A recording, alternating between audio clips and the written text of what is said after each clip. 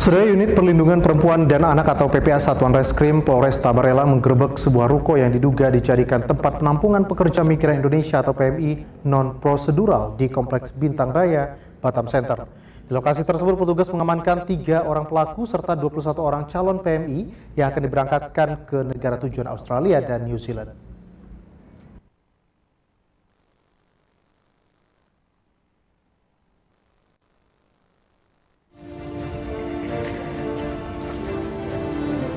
Inilah penggerebekan sebuah ruko di Kompleks Bintang Raya Blok B nomor 5 Kelurahan Teluk Tering, Kota Batam yang dijadikan tempat penampungan calon pekerja migran Indonesia atau PMI ilegal. Di bangunan 3 lantai ini petugas mengamankan 21 orang calon PMI yang akan diberangkatkan ke negara tujuan Australia dan New Zealand. Selain korbannya, petugas juga mengamankan 3 orang pelaku. Di antaranya bernama Eliana, Sari Dewi, dan Tarmizi. Sementara Tarmizi merupakan suami dari Eliana selaku pemilik penampungan, sementara pelaku Sari Dewi perannya selaku mengurusi keseharian para korban di penampungan. Pelaku Eliana mengakui tempatnya belum punya perizinan di bidang penyedia dan penempatan tenaga kerja ke luar negeri, namun pelaku tetap nekat menampung para calon PMI karena dapat keuntungan yang besar. Kita membantu menjembatani mengurangi pengangguran di Indonesia, sementara Australia banyak membutuhkan tenaga kerja. Berarti memang untuk bekerja di sana. Nanti penempatan pekerja. Artinya Ibu memang untuk penempatan pekerja orang-orang yang Ibu rekrut. Iya, yang memang kita bantu untuk mendapatkan visanya yang dibantu oleh lawyer langsung dari Australia.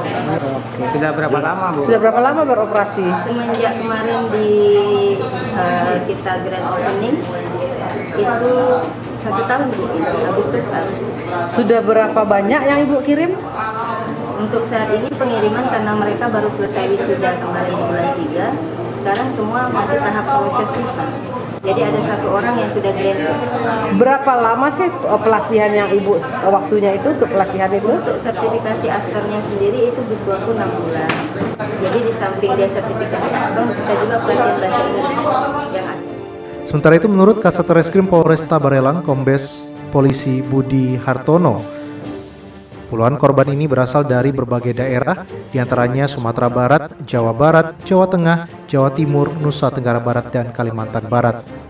Dalam praktik TPPO ini, tersangka Eliana mematok harga sebesar 50 juta hingga 85 juta rupiah per orang, dengan rincian biaya kursus bahasa Inggris, biaya selama di penampungan, serta kebutuhan lainnya, hingga tiba di 2 negara tujuan. Jumlah keuntungan yang diperoleh Eliana sebesar 11 juta rupiah per orang dari jumlah yang dibayarkan korbannya. Modusnya korban akan dikuliahkan di Australia, namun terlebih dahulu untuk mengelabui petugas, mereka diberikan pelatihan bahasa Inggris sebelum diberangkatkan. Di Malaysia, kalau tidak di Singapura. Sementara sekarang ini yang kita temukan itu mereka akan diberangkatkan ke negara Australia dan New Zealand. Jadi modusnya daripada si pelaku untuk berangkatkan ke sana, mereka melalui agen kayak mau sekolah gitu, jadi kayak studi. Mau dikuliahkan gitu ya Pak? Betul. Jadi di sana itu tujuannya bukan untuk bekerja modusnya, tapi sekolah untuk mengelabui petugas-petugas ya. Sudah berapa lama ini, Pak? Jadi memang pelakunya kan ada 3 ya, setelah kita melakukan pengembangan. Jadi ada suami istri itu pernah ditangkap menjadi residivis itu di tahun 2016 dan sekarang udah keluar, dapat sanksinya itu kalau tidak salah 2 tahun 6 bulan